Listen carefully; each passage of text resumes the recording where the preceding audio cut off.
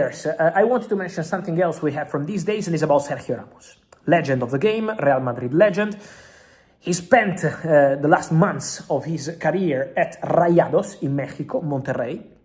But Sergio Ramos has informed Monterrey, also via his agent, that he's not going to stay at the club in 2026. It means that Sergio Ramos will be available on a free transfer now, immediately, for January, because he wants a different chapter. My understanding is that Sergio Ramos doesn't want to retire. Sergio Ramos wants to play football. Sergio Ramos wants to play very competitive football. Sergio Ramos has had a good experience in Mexico. He was happy at Rayados. He did also quite well in the Club World Cup. He scored a goal against Inter. So Sergio Ramos had a very good impact there. But now wants to try something different. And so Ramos would be open to returning to Europe. Ramos would be open to even a 6 months opportunity in Europe. So keep an eye on this one, because Sergio Ramos will be offered to club, will be considered. And I think it will be an interesting name, because Sergio is showing that, okay, he's not young anymore, but still, at Rayados, he's showing his impact. He's not a top name who is only going and staying on the bench or only training. When he's playing, he's having an impact, so maybe not at the highest level possible, but there are many clubs that could take this into consideration. So keep an eye on Sergio Ramos as a free agent already from January. So it's not for the summer, it's for now. And then, guys, I wanted to talk to you about two midfielders. One is called Mendoza. Save this name, Mendoza from Elche. 20 years old, has a release clause of 20 million euros, and this release clause is attracting several clubs. Arsenal had their scouts already in 2 games between October and November to follow Mendoza. Arsenal are keeping close eye on the player. Not only Arsenal, because also Italian and Spanish clubs are monitoring this boy.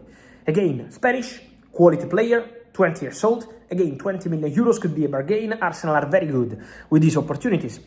Mosquera was not about a release clause, but was an opportunity, for example, out of contract at Valencia. Arsenal, Andrea Berta, decided to go for it and sign a top defender for a very cheap price. So Mendoza could be an opportunity. At the moment, Arsenal are happy with the midfielders they have, so it's not something imminent, but they're monitoring the player. There are more clubs, again, interested in this boy, so let's see what's going to happen. But for sure, an interesting player to follow with a lot of clubs tracking him, including the Gunners, who are doing fantastic, who are focusing on new contracts, Bukayo Saka, Jarian Timber, soon also Declan Rice, but still keep close eye to the opportunities on the market.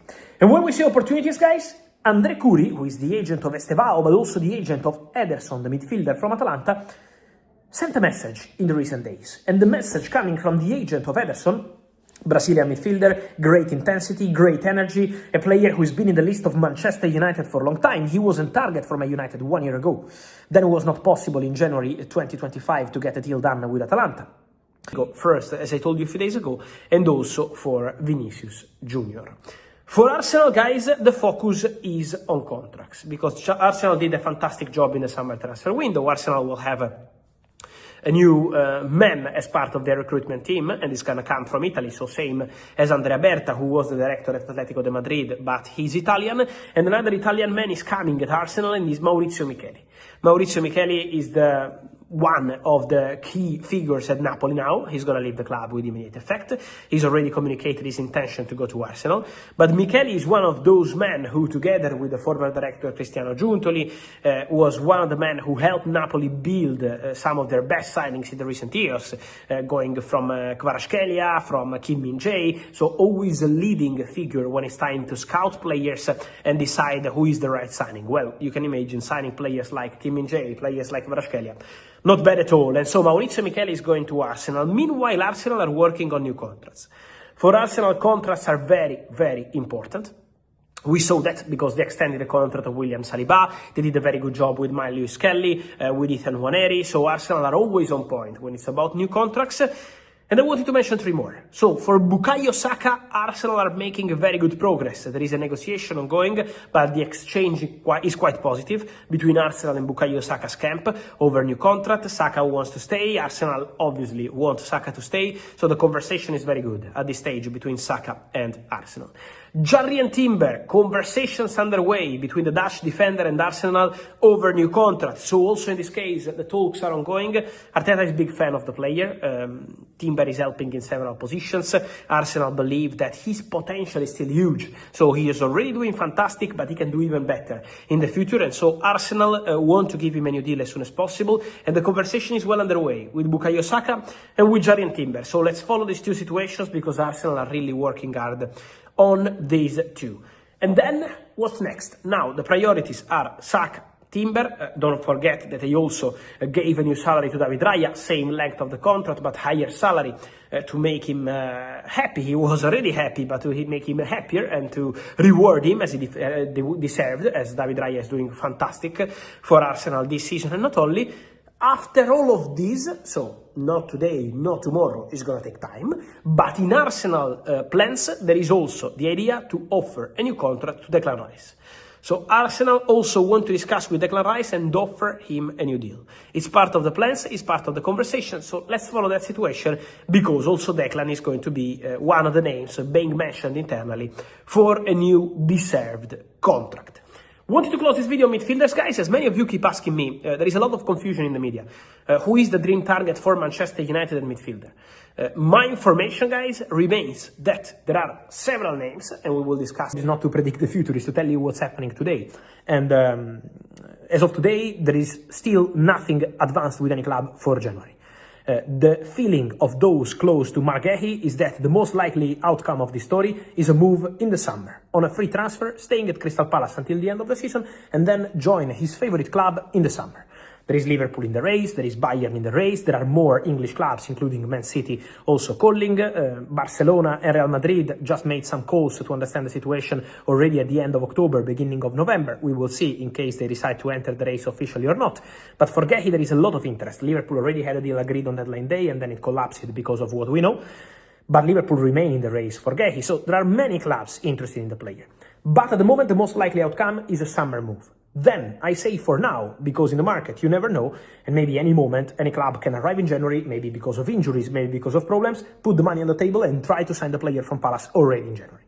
So let's keep that option open. But as of today, the most likely outcome is a free transfer in the summer transfer window. So we will be following the situation for sure. On Liverpool, let me add what I told you yesterday. Today's surgery for Alexander Isak, and so that's a bad news. He will be out for several months.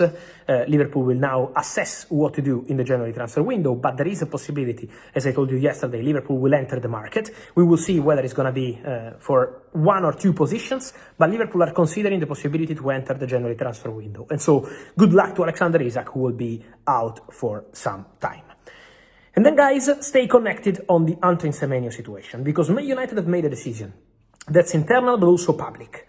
Ruben Amorim explained that Man United in January will not go for short-term solutions. Injury for Bruno Fernandes, small injury for Kobbie Mainoo, players going to the AFCON. Ruben Amorim said in public, but also in private meetings with the directors of Manchester United, I don't want players for 2-3 months, and then we already know in April that he's going back to his club in the summer. Ruben Amorim wants signings for the future. So signings for the long term. Man United will not sign a player that will spend at Man United maybe 2-3 months, maybe 10 games, and then leaving. He wants different approach. If he has to suffer by injuries and these kind of situations, he's ready to do that. But in case of January signings, he wants important players for present and future, not just for the present, not just for the short term. That's the mission, and in this way, Man United are pushing and pushing and pushing to try to get the deal done for Antoine. Also because Hendrik will be back to Real Madrid in summer 2026, but a clause for an extra payment to Real Madrid if Hendrik doesn't play a certain number of games, because they want guaranteed game time for Hendrik, the player, Real Madrid, and so the direction is very clear. Hendrik already spoke to Paulo Fonseca, and so I fully expect Hendrik to be one of the first names of the January transfer window, joining Olympique Lyon. Another big name, guys, Antoine Semenyo. The release clause, £65 million, is gonna be valid until the beginning of January. Around, is not official, is a private document, but sources say around 10th of January. That would be the expiry of the release clause for Antoine Semenyo from Bournemouth. A January move is expected to happen, because in November, Liverpool called to be informed on Semenyo. and Liverpool appreciate the player, but at the moment Liverpool have not made official contact with Bournemouth or with his camp to start negotiations. Just a call in November to understand the structure of the release clause. Tottenham have been interested, but in this moment, what I can tell you is that after the last 2-3 days, at the moment, Tottenham are not advancing on this topic for Semenyo, as of today. Then the two clubs from Manchester. If you are following my channel here, I told you, Monday, Tuesday, Man United and Man City both called for Antoine Semenyo. I can confirm that.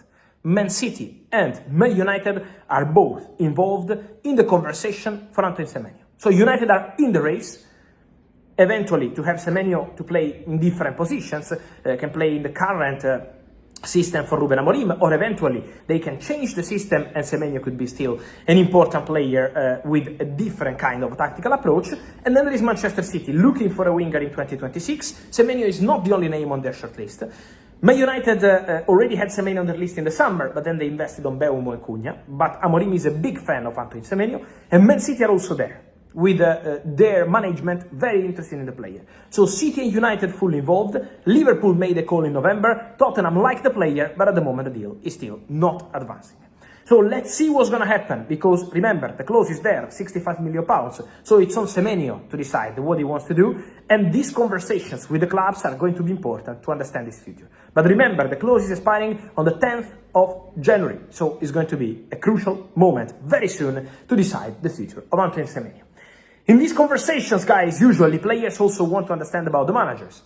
And one of the managers involved is Pep Guardiola. Today, Pep Guardiola said in a very clear way that he's fully focused on Manchester City. He said, you always ask me about this question, if I can leave City or not at the end of the season, but maybe when I will be 75 or 76, I will be leaving Man City. Of course, Pep is joking, but what I can tell you is that internally at Manchester City, what they are doing is just preparing a contingency plan in case Pep leaves in summer 2026. Is that decided? No. Is that guaranteed? No. But Enzo Maresca is part of a short list, not only Enzo Maresca, of managers appreciated by Man City. Then, as I told you yesterday, let's call it an appreciation, because at the moment there are no agreements, nothing done, nothing decided for Pep, for Enzo. That's the situation. So, let's respect all these managers doing their hard job for Man City, for Chelsea in this case, Enzo Maresca and Pep Guardiola, and then we will see. It's an appreciation, it's a contingency plan. Pep has not communicated anything, has not decided anything. Enzo Maresca in press conference, the time in the summer they've been busy, Ethan Nwaneri, Miles Lewis-Kelly, then we saw Williams Saliba. Arsenal have been active on several contracts in the recent months, with the new director Andrea Berta very busy with the project, important signings in the summer, and then Berta delivering also new contracts at the club, and now Max Doman, as reported by The Athletic, the agreement is done, I can confirm that. Max Doman happy to stay, despite interest from several giants around Europe, in England and not only. Many clubs were prepared to offer him way more money than the ones offered by Arsenal. So in terms of financial proposal, there was really important money on the table from several clubs trying to tempt one of the best talents in the world in this moment.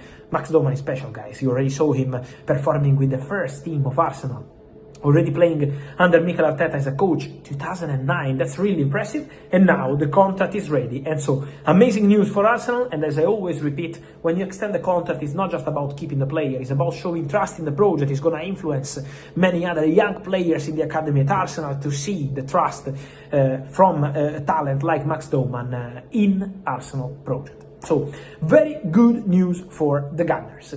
And then, guys, I wanted to mention something also on the situation